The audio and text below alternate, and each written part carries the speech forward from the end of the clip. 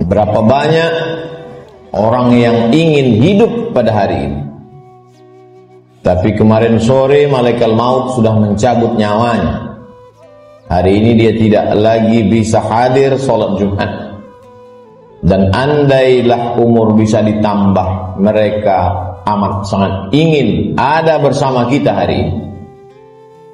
Berapa banyak pula orang yang hari ini, jam ini sehat walafiat, tapi ada yang dicabut Allah dari dalam badannya. Ruhnya masih bersemayam dalam jasad, tapi yang dicabut adalah nikmat iman dan Islam. Tak ada lagi rasa takutnya kepada Allah, sehingga meninggalkan sholat Jumat ringan saja, seperti meninggalkan sandal di tepi jalan. Tak ada sedikit pun khawatirnya terkena azab kubur.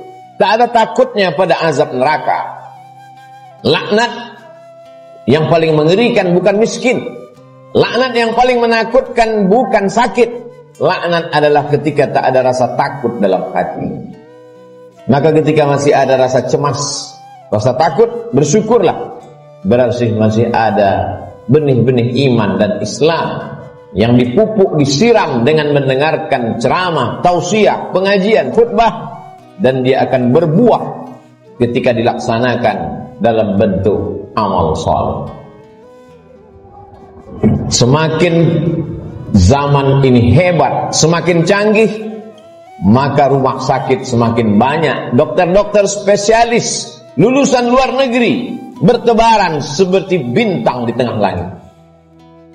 Tapi apakah umur manusia makin panjang? Tidak.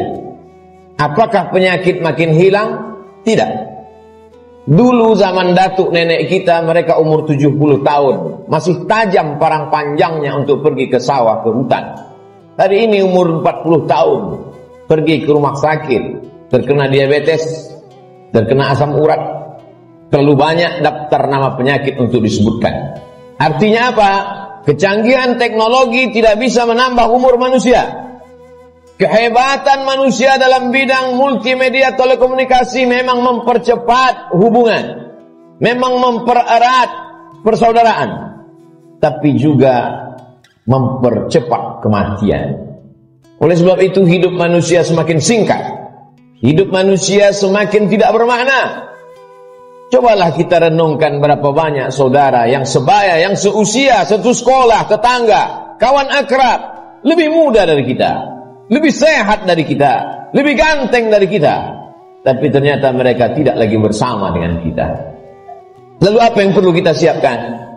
Yang kita siapkan adalah bahwa ketika ruh keluar dari jasad, tidaklah seperti tetesan embun yang jatuh dari daun yang basah. Ketika ruh keluar dari jasad, tidaklah seperti air liur yang keluar dari mulut tak terasa. Ketika ruh keluar dari jasad, Nabi SAW bertanya kepada orang-orang yang ruhnya sudah keluar dari jasad, ketika beliau Isra dan Mi'raj, bagaimana yang kalian rasakan wahai mayat, wahai ruh yang pernah bersemayam dalam jasad lalu kemudian keluar dari jasad? Mereka menjawab, seperti kambing yang dikuliti hidup-hidup. Mereka menjawab, seperti tebasan pedang di tempat yang sama diulang beratus kali. Mereka menjawab, seperti mata kail pancing ditarik dari kulit yang basah, tercabut urat-urat dan dagingnya, ikut ke mata kail pancing. Begitulah sakitnya. Lalu yang perlu kita siapkan, apa yang bisa meringankan sakaratul maut itu? Di antara yang bisa meringankan sakaratul maut adalah shadaqatus sirri tadfa'u mitatasu, sedekah menghilangkan mati su'ul khatimah. Selama ini kita diajarkan berdoa, Allahumma hawwin alaina fi sakaratil maut, ringankan kami waktu sakaratul maut ya Allah. Baik, doa bagus. Habis selesai salat meminta kepada Allah, Allahumma hawwin alaina fi sakaratil maut. Indah, cantik. Tapi ada yang lebih bagus lagi untuk supaya kita ringan waktu sakaratul maut, yaitu dengan cara bersedekah. Yang mewakafkan tanah masjid ini, yang mewakafkan semen, yang mewakafkan batu, kosen, jendela, tak tahu kita siapa namanya, tapi dengan sedekahnya itu dia sudah memperingan sakaratul maut. Sampai hari ini orang yang mati itu tidak pernah hidup lagi untuk bercerita kepada kita. Mimpi pun tak dapat kita pesan. Bolak-balik kita minta untuk bermimpi dengan datuk, ayah, emak, tak dapat berjumpa dengan mereka. Andai pun berjumpa dalam mimpi, tak pula dapat kita membuat pertanyaan-pertanyaan yang sudah kita sediakan sebelum tidur. Satu-satunya cara hanya dengan menyebut, membaca, mengingat hadis-hadis Nabi Muhammad sallallahu alaihi wasallam. Dan itu adalah iman. Hari ini orang sedang krisis dengan iman. Dia tidak lagi percaya. Mana itu alam akhirat? Mana itu alam barzah? Mana itu roh? Aku tidak percaya kepada yang tak nampak. Aku tidak percaya kepada yang tidak terlihat. Yang aku percaya hanya yang bisa aku pegang dengan tangan, yang bisa aku rasa dengan lidah, yang aku tatap dengan mata, yang aku dengar dengan telinga. Begitu sombongnya manusia berkata, mana itu? Mana dia? Mana yang tidak nampak itu? Tapi ketika kematian datang, adakah yang bisa melihat kematian? Percaya, mati. Tak percaya pun mati. Percaya dan tak percaya, semuanya akan mati menghadap Allah Subhanahu wa ta'ala. Silakan tidak percaya. Mau menjadi kafir, silakan. Mau menjadi orang munafik, silakan. Mau menjadi Abu Jahal, Abu Lahab, silakan. Mau menjadi Qarun, Fir'aun, silakan. Fir'aun mati, Abu Jahal mati, Qarun pun mati. Semua yang tidak percaya mati, dan semua yang percaya menghadap Allah Subhanahu wa ta'ala. Kelak kita semua akan merasakan sakratul maut itu. Bila ada orang yang sudah meninggal dunia, jangan terlalu habis air mata diteteskan untuk mereka. Mengapa demikian? Karena mereka yang sudah mati itu merasakan tiga. Mereka sudah melihat malaikat maut, mereka sudah merasakan sakratul maut, dan mereka sudah mendapatkan husnul khatimah. Bagi yang beramal soleh. Adapun yang larut dalam kesedihan, menangis sampai tak bertepi, sesungguhnya engkau termasuk orang-orang yang mubazir. Innal mubazirina kanu ikhwanas syayatin. Orang mubazir saudara setan. Menangislah karena usia yang lalu tak dapat diulang kembali. Menangislah karena masa-masa muda yang diisi dengan dosa tak dapat diminta ampunannya kepada Allah. Ainani, ada dua mata, la yamassuhuman nar, yang tidak akan terkena azab api neraka. Ainun bakat min khasyatillah, mata yang menangis karena takut kepada Allah. Bulu mata, alis mata yang pernah terkena tetesan air mata, maka itu akan selamat dari azab neraka jahanam. Ainun tahrusu fi sabilillah, mata yang berjaga di tengah malam, menjaga Masjidil Aqsa, takut dirampas oleh tentara Israel. Pejuang-pejuang fi sabilillah, itulah mata yang selamat dari azab Allah Subhanahu wa ta'ala. Setelah mati menghadap Allah, bebas dari sakratul maut, mereka adalah orang-orang yang mati syahid. Orang mati syahid itu tidak merasakan ampat, tidak merasakan sakratul maut. Sakratul maut mereka seperti cubitan pada kulit yang lembut. Mereka tidak merasakan azab kubur, mereka tidak merasakan hisab. Mereka langsung masuk ke dalam surga Allah Subhanahu wa ta'ala. Wala taqulu liman yuqtalu fi sabilillahi amwat. Jangan kau katakan mereka yang mati syahid itu mati. Bal ahya, mereka hidup. Walakin la tash'urun. Kamu yang tak dapat merasakannya. Setiap muslim mesti berniat mati syahid. Andai dia tidak mati syahid, maka niatnya menyampaikannya. Innamal a'malu binniyat. Seorang akan mendapatkan sesuai dengan niatnya. Iskariman au mut syahidan. Kalau hidup, hidup mulia. Kalau mati, matilah sebagai seorang syuhada. Kenapa kita masih hidup hari ini? Kenapa Allah masih semaikan nyawa dalam badan kita? Mengapa kita masih diizinkan melangkahkan kaki, mengayunkan tangan? Kenapa orang yang lebih sehat dari kita lebih dulu mati daripada kita? Kenapa orang yang lebih muda daripada kita lebih dulu meninggal daripada kita? Sesungguhnya Allah buat kita hidup karena dosa kita masih banyak. Allah sayang dengan kita, dia tunggu kita bertobat. Sesungguhnya Allah buat kita hidup karena Allah tahu kita belum punya bekal yang banyak.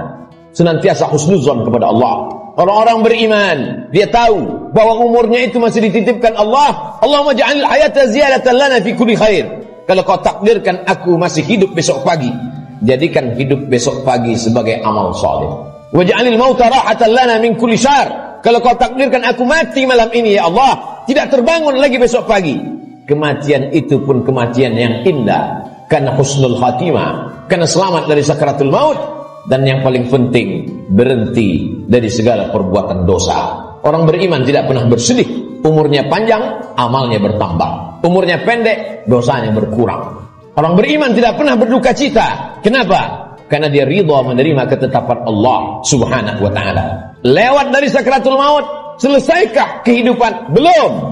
Keliru orang yang berkata, mari kita hantar jenazah ini ke tempat peristirahatan yang terakhir. Istirahat kata siapa? Liang kubur sudah siap menjepit bagi mereka yang curang timbangan, curang sempadan tanah, curang sempadan batas kebun. Mereka akan dihimpit 7 lapis tanah. Berapa banyak tukang gali kubur yang sudah mengukur panjang kubur 170 cm, tapi begitu diukur dengan galah, dengan buluh, dengan bambu, jenazah dimasukkan ke dalam. Kenapa berkurang? Kalaulah dikatakan tukang penggali kubur salah ukur, tidak mungkin. Karena dia mengukur dengan bambu, dengan buluh. Tidak mungkin dia salah ukur. Jadi apa sebenarnya yang terjadi? Maka liang lahat sudah siap-siap menjepit, meremukkan tulang belulang, meluluhlantakkan jenazah yang mati menghadap Allah subhanahu wa ta'ala. Ujian kedua yang akan dihadapi adalah azab kubur. Maka setelah fil alamina innaka hamidum majid, orang solat beriman, muslim yang takut pada Allah, menambahkan doanya, Allahumma fir lima qaddamtu wa ma akhartu wa ma asrartu wa ma a'lantu wa ma asraftu wa ma anta a'lamu bihi minni, antal muqaddimu wa antal muakhiru, la ilaha illa anta, subhanaka inni kuntu minadh dhalimin. Sebelum salam dia tambahkan 4. Allahumma inni a'udzubika min azabi jahannam wa min azabil qabri wa min fitnatil mahya wal mamat wa min syarri fitnatil masihid dajjal. Dia minta selamat dari azab kubur. Setiap kita yang melewati kubur dalam perjalanan panjang kami dari Pekanbaru ke pedalaman suku Talang Mama, lalu kemudian singgah sebentar di masjid rumah Allah pada hari Sayyidul Ayyam, akan kembali lagi melewati kubur. Apa yang kami katakan? Assalamualaikum ya ahlad diyar minal mu'minin wa inna insyaallah bikum lahiqun yarhamullahul mustaqdimin wal mustakhirin nas'alullah lana wa lakumul afiyah. Apa yang kita mintakan orang yang dikubur itu? Bukankah mereka sudah mati? Orang yang hidup kita ucapkan Assalamualaikum, selamat anakmu, selamat keluargamu, selamat rumahmu, selamat hartamu, selamat sawitmu, selamat karetmu, selamat kebunmu, selamat dagangmu, selamat rukomu, selamat rumah makanmu. Tapi untuk orang yang sudah mati, apa yang kita ucapkan? Kenapa ada selamat untuk orang mati? Maka sesungguhnya salam pada orang mati di liang kubur adalah Assalamualaikum ya ahlal kubur, selamat kalian dari azab kubur. Hadisnya sahih, diriwayatkan oleh Sayyidatuna Aisyah Ummul Mukminin. Wahai Aisyah, kata Nabi SAW, kalau engkau lewat di kubur, mulutmu jangan diam saja, ucapkan salam, Assalamualaikum ya ahlad diyar, selamat bagi kalian. Selamat apa? Selamat dari azab kubur. Jangan pernah mulut ini berhenti meminta selamat dari azab kubur.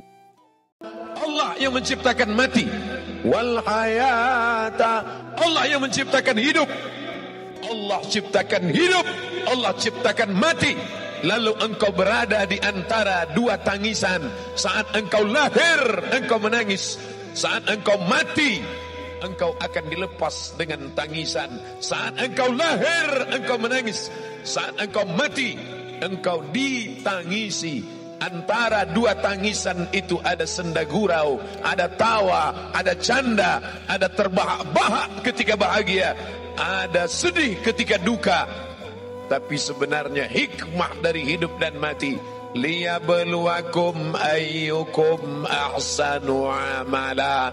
Yang diuji Allah, yang paling mulia, ayyukum ahsanu amala, yang paling baik amalnya. Yahdiyallahu bika rajulan wahidan, satu orang dapat hidayah dari mulutmu, khairum min humurin na'am, lebih baik daripada kau memiliki seekor onta yang merah. Onta merah, kendaraan termahal zaman Nabi SAW. Di sela-sela ngobrol sambil makan, dia tidak ceramah.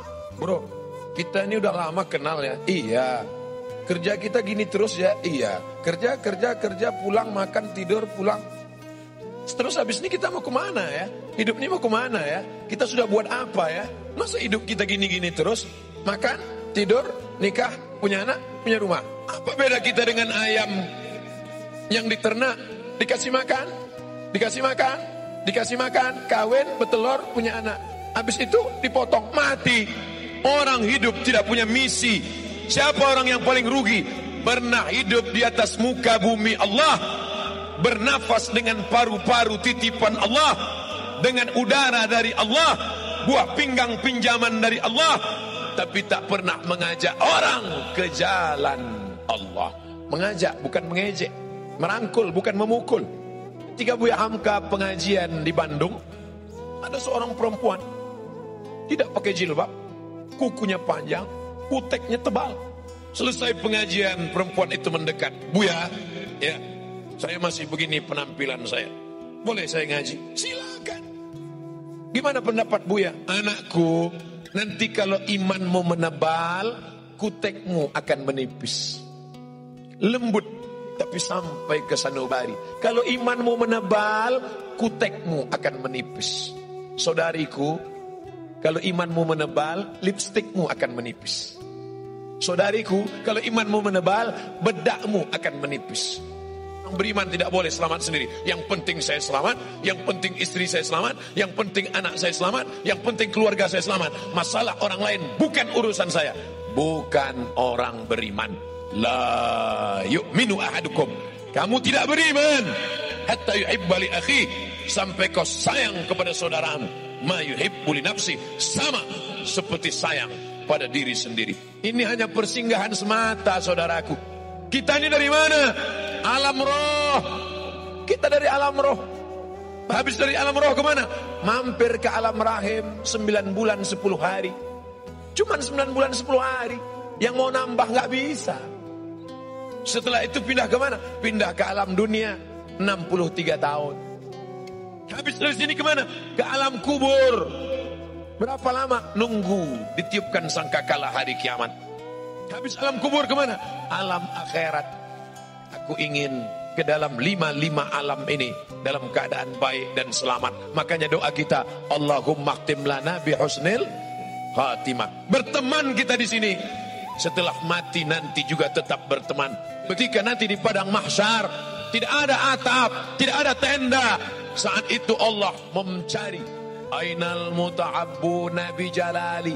Mana yang dulu di dunia berkasih sayang karena aku, yang dulu berteman karena aku, yang dulu bersahabat karena aku. Azilluhum tahta zilli. Aku mau beri mereka naungan, mau beri mereka atap, mau beri mereka tenda. Pada hari itu tidak ada naungan kecuali naungan aku. Berteman karena harta akan binasa. Berteman karena kuasa akan berakhir dengan datangnya KPK. Berteman dengan popularitas akan sirna. Tapi berteman karena la ilaha illallah Muhammadur Rasulullah, itulah yang akan kekal abadi selamanya. Ya Allah, aku ingin saat di padang mahsyar berteman aku dengan sahabat-sahabat sekarang, berteman dengan para tuan-tuan guru, ustad-ustad, bukan sekedar berteman di baleho ya Allah, tapi berteman jugalah kami nanti hendaknya saat masuk ke dalam surga bersama Nabi Muhammad sallallahu alaihi wasallam. Bertemu di dunia, bersahabat di dunia, sampai mati tetap berkirim doa, dan sampai masuk ke dalam surga tetap bersama. Wa adkhilnal jannata ma'al abrar.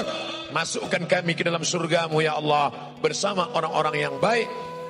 Ma'al habibil mustafa al-mukhtar, bersama Muhammad sallallahu alaihi wasallam. Ala hazihin niyah wa kulli niyatin salihah. Al-Fatihah. A'udzu billahi minasy syaithanir rajim. Bismillahirrahmanirrahim. Alhamdulillahi rabbil alamin.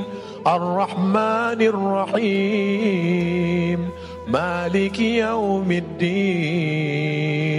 Iyyaka na'budu wa iyyaka nasta'in. Ihdinas siratal mustaqim. Siratal ladzina an'amta 'alaihim ghairil maghdubi alaihim waladdallin. Amin. La tada' lana dzamban illa ghafartah. Segala dosa-dosa kami di masa lalu ampunkan ya Allah. Wala aiban illa satartah. Segala aib cacat kami tutupi ya Allah. Wala dainan illa qadaitah. Hutang piutang kami lepaskan kami dari riba ya Allah. Wala maridan illa syafaitah. Ada di antara kami yang kau uji dengan penyakit, sabarkan dia, angkat penyakitnya, sembuhkan, sehatkan ya Allah. Wala mayitan illa rahimta. Yang sudah meninggal dunia, lapangkan kuburnya ya Allah. Wala aziban illa zawajta. Yang lajang, yang gadis ingin menikah, mudahkan jodohnya, temukan dengan orang baik-baik yang amanah ya Allah. Wala raghiban illa anjabta. Yang ingin punya anak, berikan anak yang saleh dan salihah ya Allah.